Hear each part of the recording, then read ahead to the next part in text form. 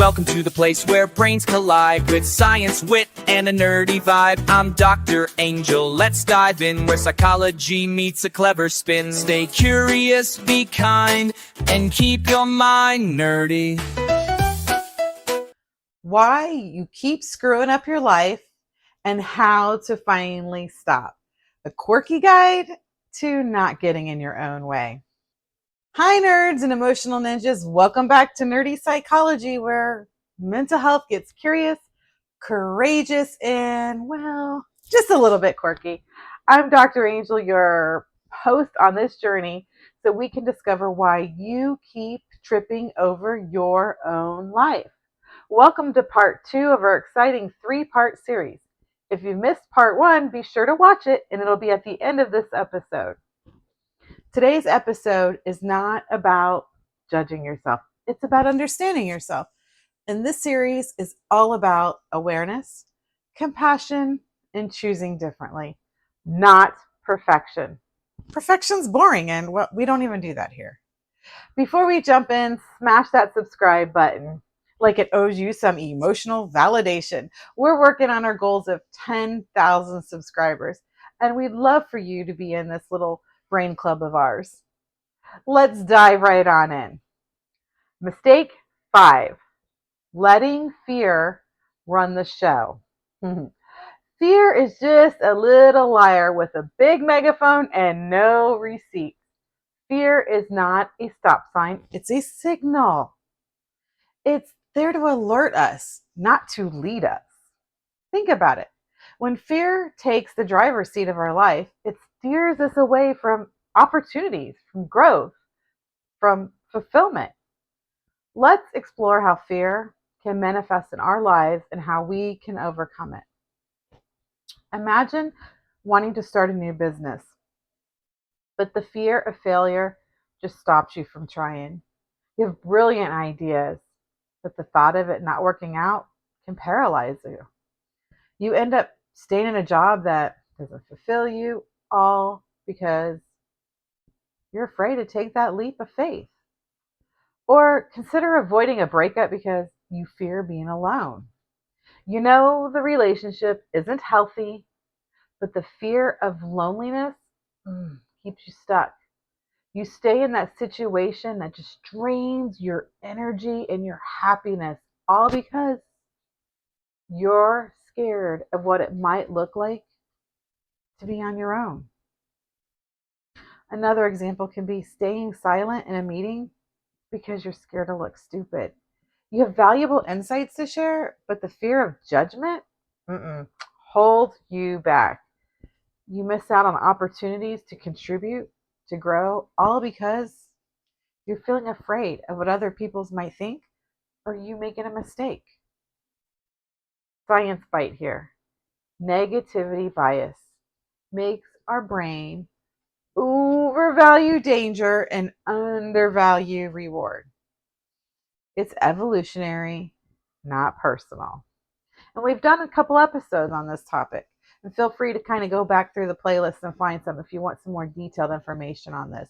But our brains are wired to focus on potential threats that help to ensure our survival. However, this bias can lead us to overestimate the risk and underestimate the benefit of taking the action. So what happens is we get stuck. The thought of moving over here, it just feels so overwhelming. And the fear of staying put, or the thought of staying put, feels like it's the safe bet for us. And so often we keep holding ourselves back from what's on the other side for us, on our dream, on our goal, on something we want, or on growth for ourselves. So we're going to put some tools in place here. I want you to try fear setting. So this is where you take your fear, and then I want you to put the worst case scenario to this fear. What would you do or could you do if that worst case scenario happened? Most fears shrink when we start looking at it this way. Sometimes we'll see that worst case scenario isn't even realistic or such a microscopic chance of happening that we're really giving it a lot more power.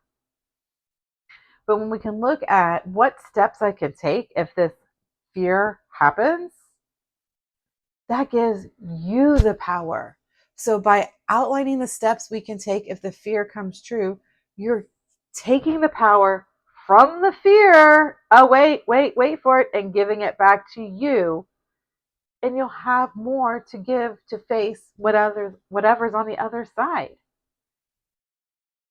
Here's some reflection prompts for this. What fear is making your decisions lately?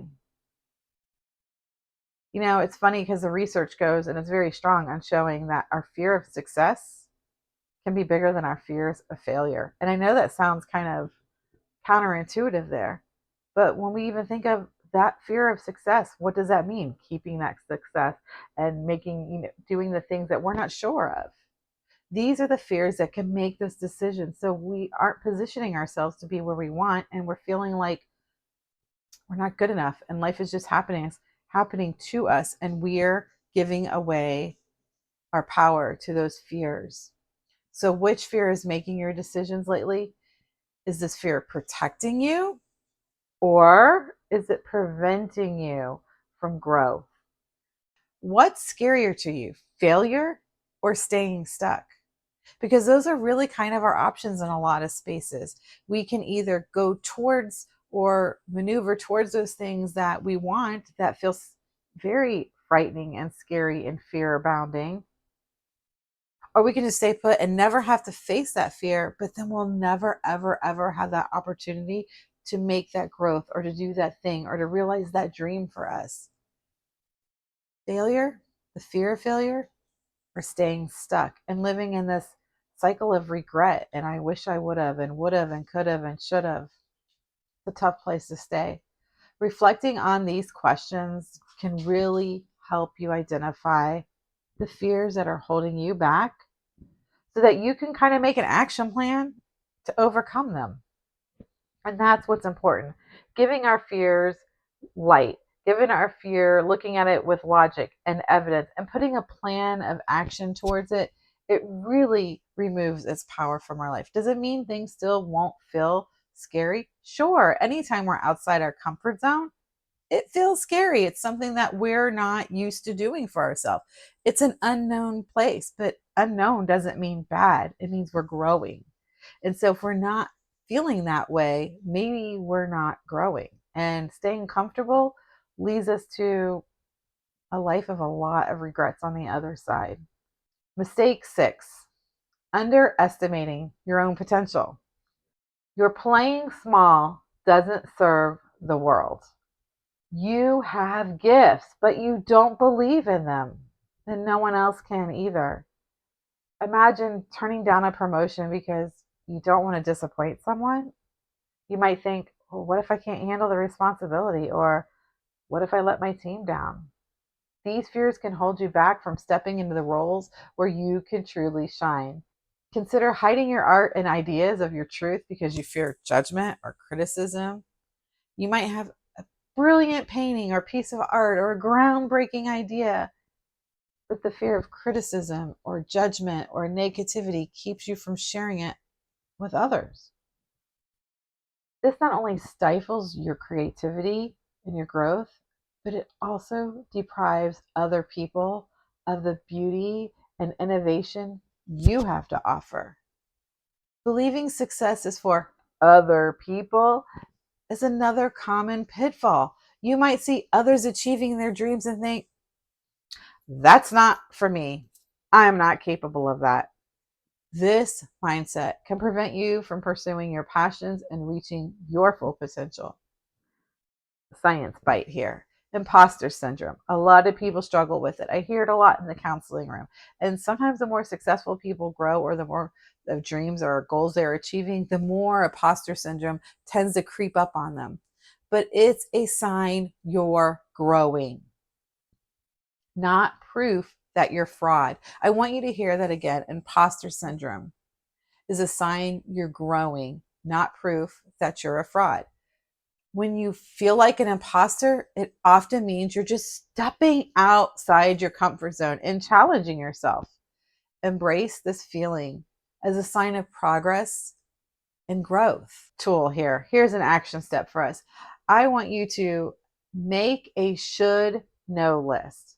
A list of things that you're great at, even if your brain's telling you otherwise. Write down your strengths or your achievements or the things you really like doing and the qualities that make you unique as an individual. And refer to this list whenever self doubt creeps in to remind yourself what you're capable of. This year, I have gone to a paper planner that has some journaling prompts in it, and not so it not only takes according to my schedule, it lets me reflect on my week and my goals and my action steps and my progress and my personal growth. And I really love this planner because it's really given me opportunities to sit week by week and kind of reflect on those things in my week. And one of the things it has me write down is what were my biggest successful moments of the week, or what were the things I learned during the week. But I get to reflect on my strengths. I get to reflect on things that maybe I can shift a little bit that might make a big difference down the road. But the truth of the matter is we're all unique. We all have different strengths. We all have different weaknesses. And we need to embrace and recognize what you're good at, what you like. Anybody who's had a real long conversation with me will tell you that Dr. Angel is a big fat NERD, which is why we've named the show Nerdy Psychology, because I am a nerd. I am a nerd. I love to learn. I love to read. I love to write. I love to just get into anything that I can learn. I tease that I should have a degree from YouTube University by now, because if there's something I don't know how to do, I go find out how to do it, even if it's not that big of a deal. To me, it's a big deal. And so that's my really weird, quirky, unique trait that I have in my world. But it's one of those things that I have learned to embrace and love about myself. Now, sometimes it gets in my way of resting and relaxing, so I have to learn how to keep it in balance. But for the most part, that is what makes me unique. I love learning, and I love learning about all kinds of things. And so it might sound silly, but to me, it's an awesome strength. Okay, now for some reflection prompts. Where are you dimming your light to make other people comfortable? Reflect on situations where you've held back your true potential to avoid making others feel uncomfortable or threatened. How can you start shining brightly without worrying about other people's reactions? Who would benefit if you believed in your own value? Think about the people in your life who would be impacted positively if you fully embraced your strengths and talents. How would your confidence and success inspire, maybe uplift those people in your world? What would you do differently if you thought you were already enough? Imagine living your life with the belief that you are already enough just as you are. What actions would you take? What dreams would you pursue? How would your daily choices change? I really want you to take and stop and do some of these reflection questions, because they are going to really help you see what's holding you back so that you can make action steps and plans to maneuver around them, so you can set yourself free to start living that life that you want to live for yourself, a life that you dream about or you goal for or you would be proud of. Mistake 7, ignoring your body's needs. Okay, this is a big one. Rest is not a reward, it's a requirement. It is as required as putting gas in your gas tank of your vehicle. If you got in your car and just kept driving it with the pedal all the way down to the gas pedal all the way down to the floor everywhere you went, first of all, your car is going to stop and it's going to be have all kinds of problems, because it's not meant to work that way. It needs time for fuel. It can't always be driven at full speed. It needs tune-ups and oil changes and all these things that help that vehicle do its thing well. And the better we treat our vehicles, the longer they last, right? Like if we're gentle on those brake pads last longer. If we're gentle on how we drive, our car holds out. Well, our body, although we're not cars, it's the same kind of idea. We have to have rest and we have to have time to meet our body's needs, whatever that might be. Your body is brilliant. It whispers before it screams. But if you're living on caffeine, stress, shame, high energy, it's going to get loud. Imagine pushing through anxiety by staying busy. You might think that keeping myself occupied will help me avoid this discomfort. But in reality, it only adds to the stress and exhaustion that you're already feeling. And you may end up feeling more anxious, more overwhelmed, and really struggle to find any kind of peace.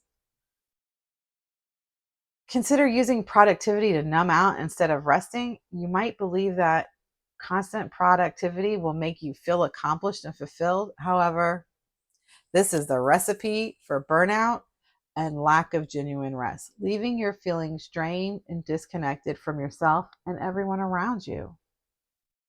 Or how about ignoring chronic pain until it becomes debilitating?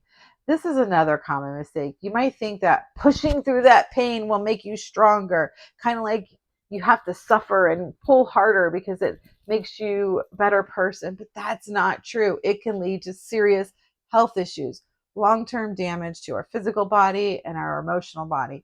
Our body needs attention and care, not neglect. Science bite here. The polyvagal theory explains how our nervous system responds to stress. We have the fight, flight, freeze, or fawn system. And chronic dysregulation can lead to illness. When our body is constantly in this state of stress, it can affect your physical and mental health, leading to all kinds of ailments and conditions. And we have a whole video on what stress can do to our body. And I encourage you to go back and watch that if you want to get more information on that. But here's some tools. Schedule real breaks, not those scroll through your phone breaks. Try taking some deep breaths, stretch, drink some water, go get some sunlight, sit still. Incorporate activities that genuinely relax and rejuvenate you. This can help you reset your nervous system and promote overall well being. Okay, here's where we really need to take the mirror and look inside and reflect on ourselves. What signal is your body giving you right now? Are you experiencing fatigue, pain, anxiety, tiredness? Listen to these signals and take action to address them. What are you overriding in the name of productivity? Are you sacrificing your health and well being for the sake of being productive? Reflect on how that's impacting your life and consider what changes and what shifts you can make. How would your life feel if rest was just part of your daily routine, like brushing your teeth or getting dressed or fixing your hair? It should be part of our daily routine and our healing, not something that we use as a reward. Imagine integrating rest. Imagine it just part of that everyday structure that we have for ourselves, like eating or taking our shower or doing our hair. How would this change your overall health and happiness? Mistake 8, avoiding inner work. Healing is not becoming a new person, it's unbecoming everything you weren't. It's easy to say, I just want to feel better. It's harder to say, I'm willing to sit with the messy stuff to figure out why I don't feel better. Avoiding our inner work can seem like the easier path, but it often leads to all kinds of unresolved issues that continue to affect our lives. Committing on our inner work, on dealing with ourselves, can bring profound benefits and transformation in our lives. Using spiritual bypassing, it's all love or light or all good or everything, can keep us full of rage inside. And this is a common way we can avoid dealing with what's true in our emotions by pretending everything's fine when it really isn't. And then we can miss those opportunities to address and heal in that anger. Now, I'm not saying spiritual practices, there's anything wrong with it, because there's not. They're actually really wonderful practices and helpful and beneficial. But what I'm saying is we can't use those in lieu to stuff down what we have truly happening and try to override it. Suppress and override doesn't work in our body system, and we need to recognize it and acknowledge it. Sometimes it's something as simple as saying, I'm really having a bad day today, or I'm really feeling lonely today, and giving it just the space to recognize what's happening inside of us. Other things can be like jumping from relationship to relationship without processing the last one. We all have those friends in our life, right? This can lead to repeating the same pattern and mistakes over and over. As the unresolved issues from the previous relationship, we just bring them right into the new one. Refusing to look at our childhood wounds, our past wounds. Ignoring these wounds can result in them manifesting in our present life in all kinds of ways and get in the way of us forming healthy relationships or impacting our self-esteem or chronic anxiety or feelings of depression. So true healing requires integration, not avoidance. Shadow work and trauma processing can help you reclaim what you've exiled. When you face your inner self, you can transform it into a sense of strength and wisdom. All right, here's some action thing we can do. I want you to start a weekly journal prompt called The Stuff I Do Not Want to Think About. Let your truth breathe. This exercise can help you confront and process, those emotions and experiences that you want to shove in the closet and avoid. Here are some of those reflection prompts to think about.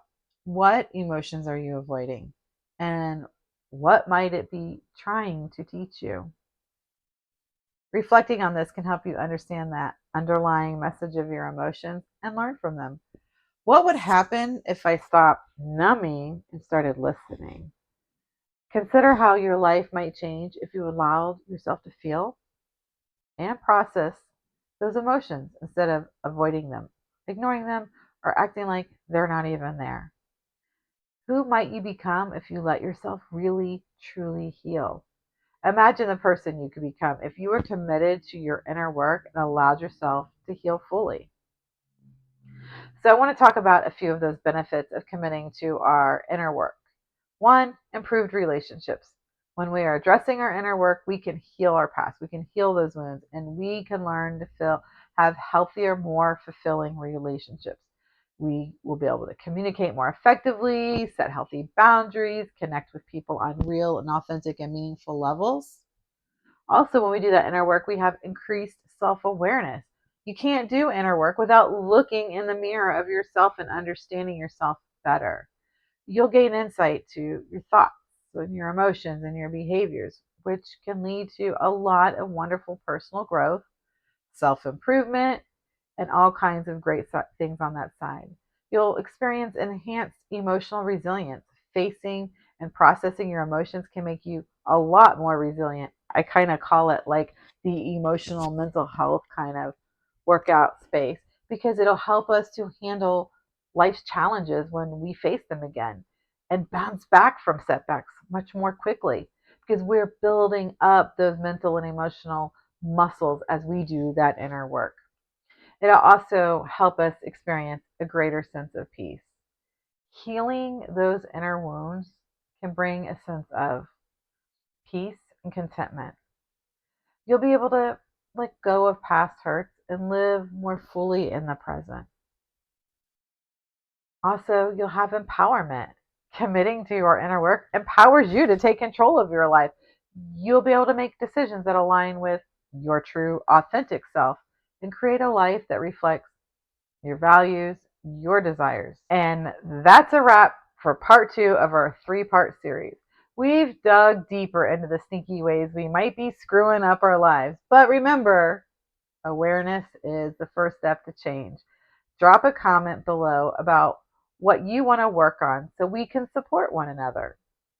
Don't forget to like and subscribe so we can hit our 10,000 subscriber goal. If you missed last week's episode, the link is on the screen. Tune in next week for the finale of this series. Stay curious, be kind, and keep your mind nerdy. That's a wrap.